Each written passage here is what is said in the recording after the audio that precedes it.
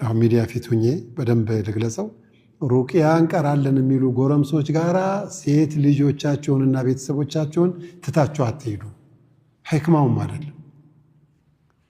አንድ ቦታ አስተኝተን እናክማለን የሚል ጽፈዋል። አንተ ለአላህ ብለህ ሩቅያ ነው የምትቀረው፣ አስተኝተን እናክማለን ምን ማለት ነው?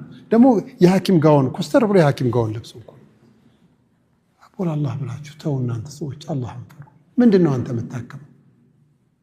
ምንም እኮ የሚያክመው እኮ ነገር የለም።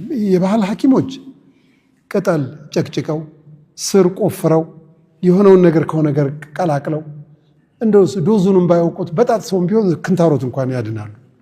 እነዚህ እኮ ጅና ያድኑ ክንታሮት ያድኑ ከየት እንደሚያመጡት ሁሉ አይታወቅም።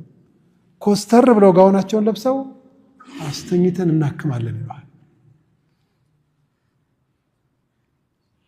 ደግሞ ለሩቅያ ቦታ የምንቀጥረው ሐፊዝ ቁርአን የሚቀራልን ብለው ጎረምሳ ልጅ ስራ ያጣ ጎረምሳ ልጅ ወላሂ 19 20 ዓመት የሚሆነው ልጅ እንትን ይሉታል ይቀጥሩታል። ጅን ደግሞ ቃላቃላ ያሉትን ጸጉረ ረዘም ቀሽቀሽ የሚሉትን ነው ሂዶ ጅኑ ለከፍ የሚያደርገው።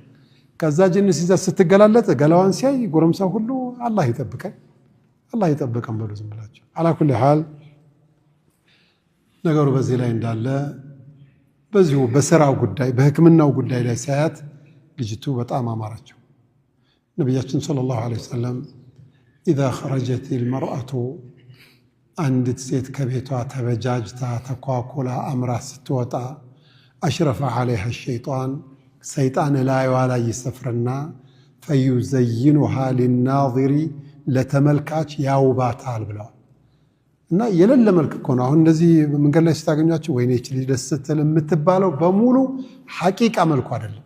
የሐቂቃ መልከኛ እናንተ ቤት ያለችዋ ሚስታችሁ ናት።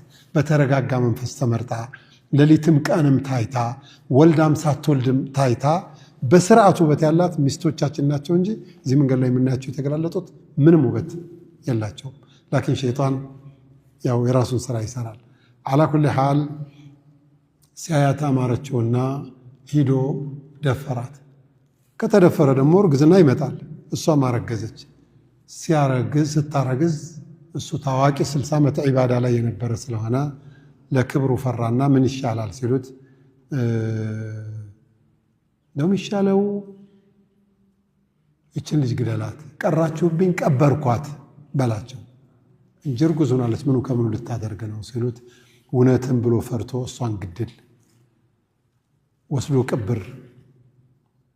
ከዛ ወንድሞቹ ጋር ሄዳ ወንድሞቿ ጋር በመናማቸው ይሄ ራሂብ እኮ እህታችሁን አባልጎ ስታረግዝበት ገሎ እዚህ ቦታ ላይ ቀብሮባችኋል አላቸው። ለአራቱም ወንድሞቹ ብድግ ብለው አውዙ ቢላህ ብለው ጧት ሲገናኙ እንደው የሆነ ህልም አይቼ እንደው ባልነግራችሁ ይሻለኛል ይቅርብኝ አላቸው። አይደለም ንገረን እኔም ያየሁት የሆኑ ትልቅ ሼኽ መጥተው ይሁን ሸይጣን ሁሉ በመሻይኾቻችን እኮ ነው የሚመሰለው። ተጠንቀቁ። በመናሜ እህትህን ገሌ የሚባል ሰው አባልጎ አስረግዞ